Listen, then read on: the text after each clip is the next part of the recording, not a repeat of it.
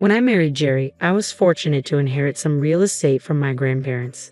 They advised me to use it wisely to secure our future, but also suggested I keep it confidential, even from Jerry.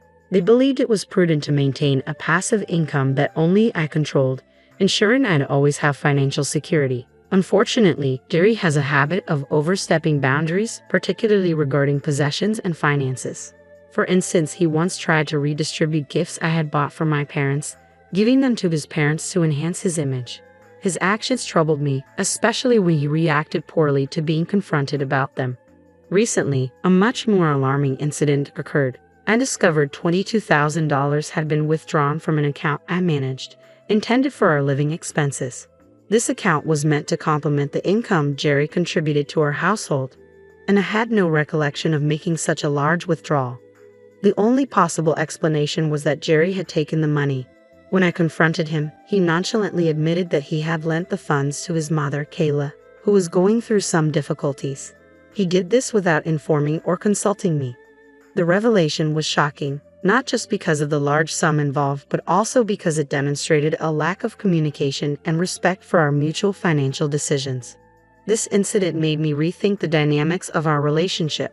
If our marriage isn't built on mutual respect and transparency, especially regarding finances, it may be time to reconsider our future together. The assumption that one spouse's earnings automatically belong to the other without any discussion is not a sustainable way to manage a marriage. If this approach continues, we may need to face the possibility of separation. Although the money was originally mine, earned through hard work, and we still have some savings, the loss isn't financially catastrophic. If Kayla was truly facing difficulties, I understand the need to help. However, I would have appreciated a simple conversation beforehand. The account is ours after all. If Jerry had taken the money from a personal account he set up before our marriage, I wouldn't have been as upset. But withdrawing such a large sum from our shared account without discussion felt like a breach of trust. When I expressed my disappointment, Jerry seemed irritated and dismissed my concerns. He promised, albeit reluctantly, to inform me next time before making any major financial decisions. Then, he excused himself to the bathroom, leaving me feeling unsettled. It wasn't like the early days of our marriage when Jerry would genuinely listen and value my input. Is this what change in a marriage looks like? A few days later, I visited my in-laws to deliver a package that had mistakenly been sent to our address. My mother-in-law, Amy, greeted me warmly and invited me in for tea. Though I had planned just to drop off the package, I accepted. While there, I noticed several luxurious items around the house: expensive cosmetics, stylish clothing, and health products. Amy mentioned, almost casually, that these were all gifts from Jerry. The realization hit me hard. The missing $22,000 had been used not out of necessity, but for extravagant purchases. The idea that Jerry had lent money to his mother for emergencies suddenly seemed like a gross exaggeration. This misuse of funds made me question not only our financial partnership but also the respect and communication in our marriage. As I sat there quietly sipping my tea, the atmosphere shifted. My in-laws' smiles faded, and they began to look at me with a strange mix of fear and accusation. Amy's tone turned confrontational as she remarked, "My son is such a wonderful, generous boy, always buying gifts for me.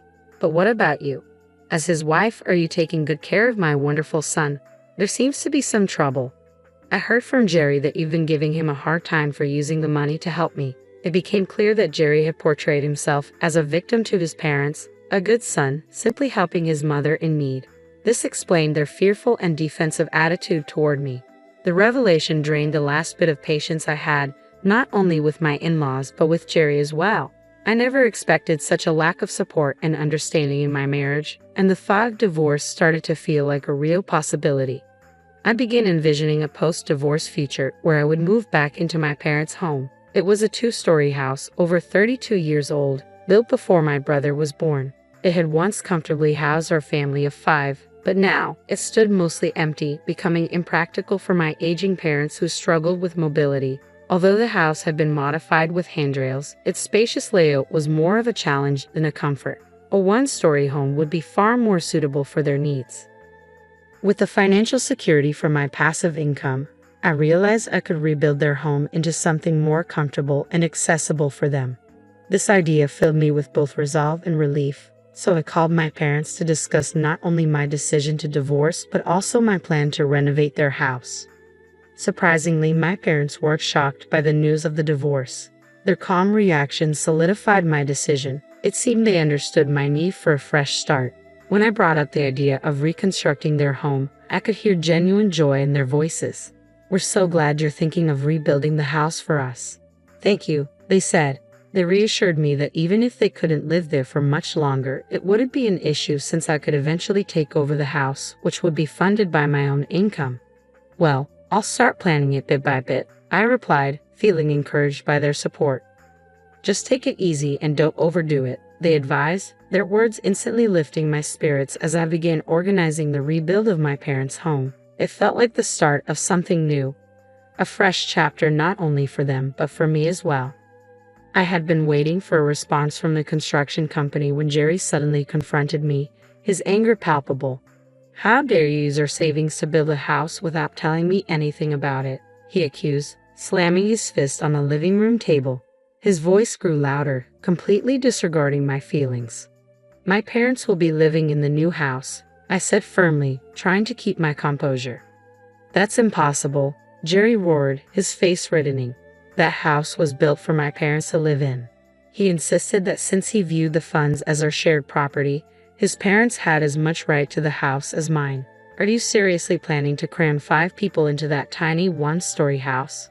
Just give me the house," he demanded, banging the table harder with every word. Fearing how much worse his reaction would be if he discovered the truth about the passive income I had kept secret, I realized it was time to reveal everything.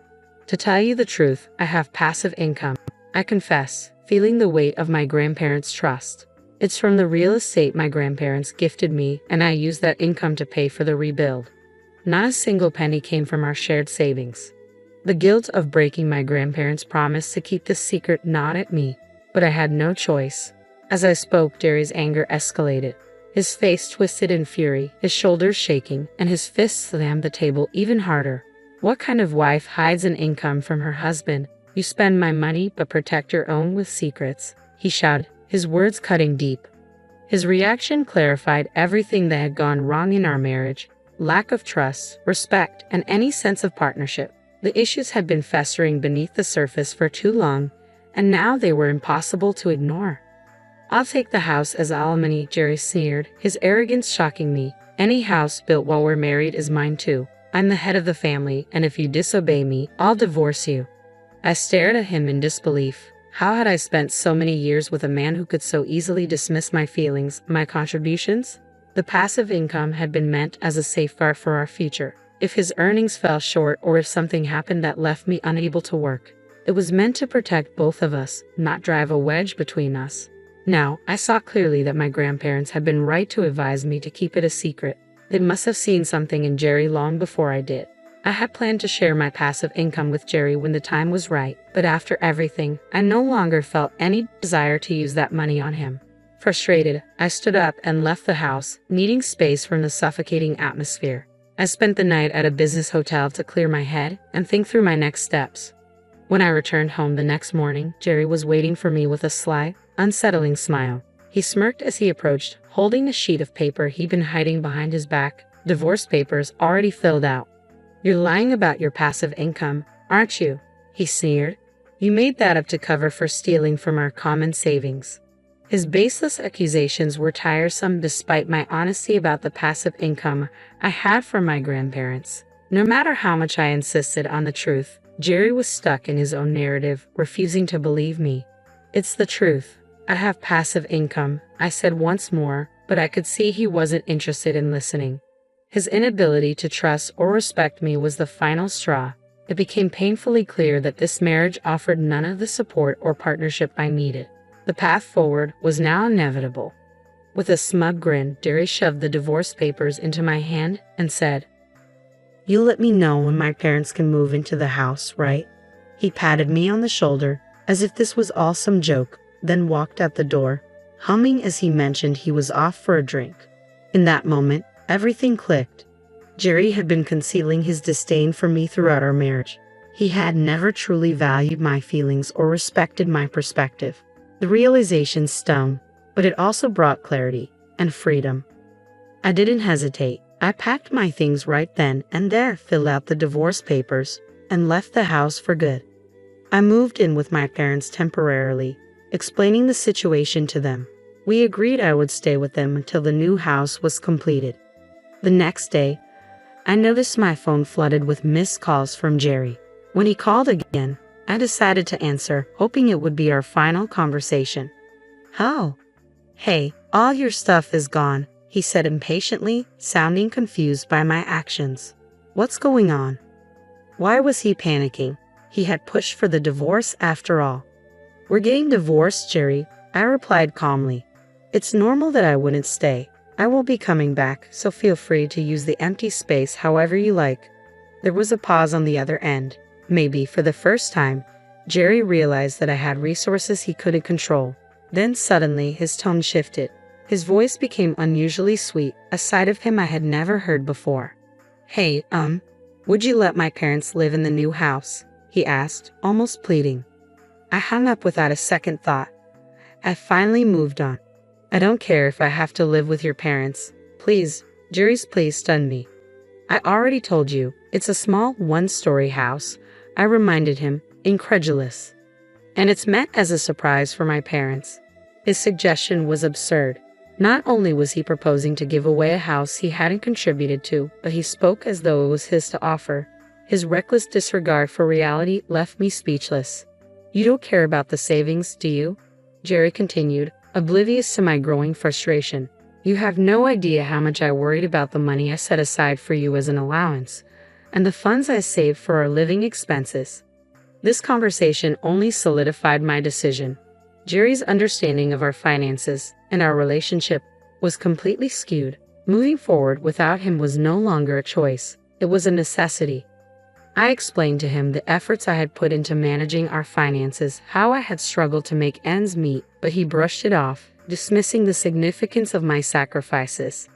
"That has nothing to do with what's happening here," he said coldly. "You're careless with money, leaving the hassle to other people. And now you're presenting yourself to your parents like you did everything on your own."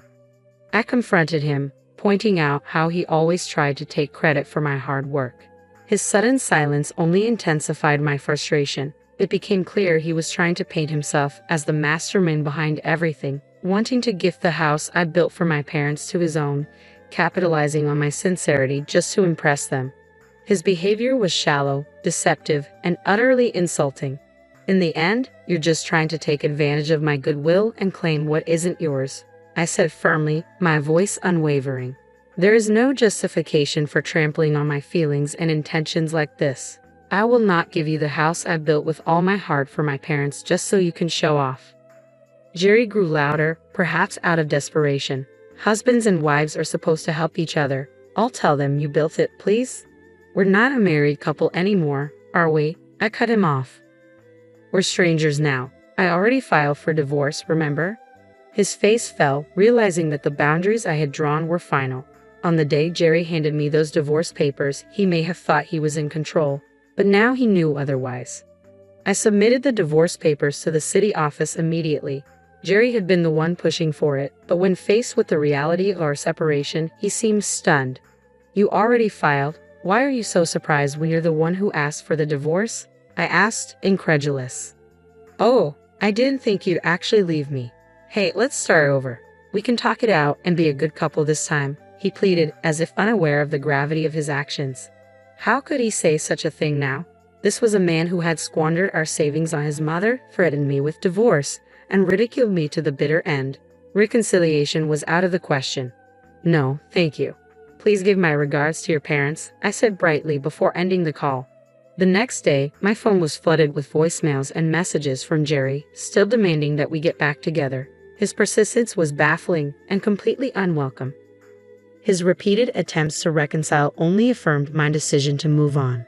Jerry claimed we could start over and that he loved me, but I sensed his real interest was in my property and fortune, not in our relationship.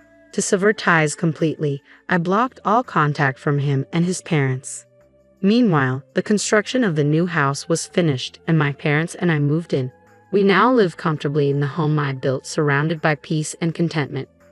Sometime later, I ran into a mutual friend who also knew Jerry, and I shared the news of our divorce. My friend offered kind words and updated me on Jerry's situation. It turned out that Jerry had abruptly quit his job, claiming he no longer needed to work hard because he had acquired real estate. When his company couldn't reach him, they were left scrambling. The next day, Jerry tried to retract his resignation, but his bosses, frustrated by his sudden disappearance, demanded an explanation. Unable to admit that he had been banking on my income, Jerry lied about his circumstances. Eventually, the truth about our divorce came out, and his lies were exposed.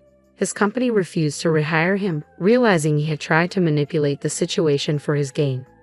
Ironically, the man who once scoffed at my passive income, suggesting it was a lie, now found himself in a precarious position. He returned to live with his parents, who were understandably upset. He's now struggling to find a new job, his reputation marred by his dubious exit from his last employment. As for me, life has moved forward in a positive direction. I'm living with my parents in the house I built, working a job I love, and enjoying life. The passive income I had once saved for our future together will now be used to support the people who have always stood by me. This turn of events has brought me a renewed sense of peace, and it's clear that moving on was the best decision for my well-being.